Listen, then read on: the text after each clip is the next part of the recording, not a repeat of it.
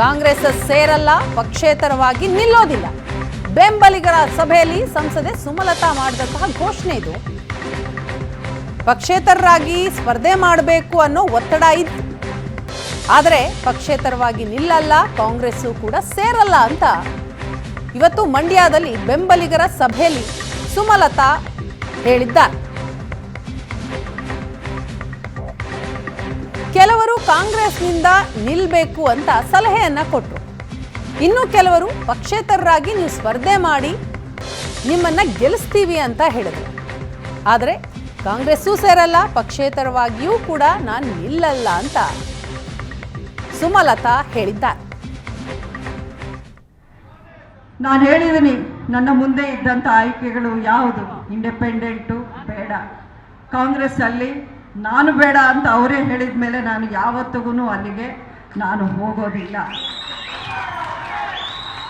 ಹಾಗಿದ್ದಾಗ ಇನ್ನೊಂದು ಮುಖ್ಯ ಕಾರಣ, ನನ್ನ ಜಿಲ್ಲೆಗೆ ಒಬ್ಬ ಇಂಡಿಪೆಂಡೆಂಟ್ ಸಂಸದೆಯಾಗಿದ್ರೂ 4,000 ಕೋಟಿಯಷ್ಟು ಅನುದಾನವನ್ನು ಕೊಟ್ಟಿದ್ದು ನಮ್ಮ ಕೇಂದ್ರದಲ್ಲಿರುವಂಥ BJP ಸರ್ಕಾರ. ಅಷ್ಟೇ ಅಲ್ಲ,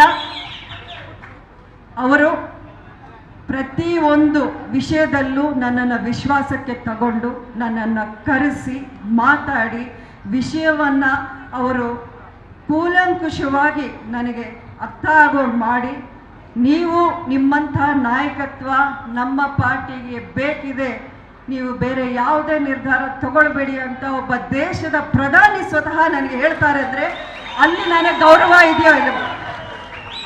ಅದು ಗೌರವ ಕೊಡೋದು ಅಂದರೆ ಅದು ಪಕ್ಷವನ್ನು ಬೆಳೆಸೋ ಒಂದು ನಾಯಕರ ಒಂದು ಗುಣ, ಒಂದು ಲಕ್ಷಣ. ಅಂದರೆ ಇವತ್ತು ನೀವು ನೋಡ್ತಾ ಇದ್ದೀರ ನಮ್ಮ ದೇಶ ಎಲ್ಲಿತ್ತು, ಇವಾಗ ಎಲ್ಲಿ ಹೋಗಿದೆ ಅನ್ನೋದು.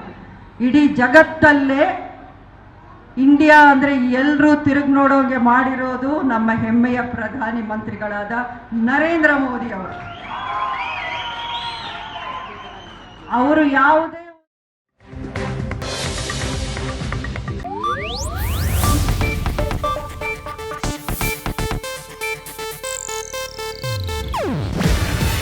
ಇದು ಏಷ್ಯಾನೆಟ್ ನ್ಯೂಸ್ ನೆಟ್ವರ್ಕ್ ಪ್ರಸ್ತುತಿ. ನೀವು ನೋಡ್ತಿದ್ದೀರಾ ಏಷ್ಯಾನೆಟ್ ಸುವರ್ಣ ನ್ಯೂಸ್.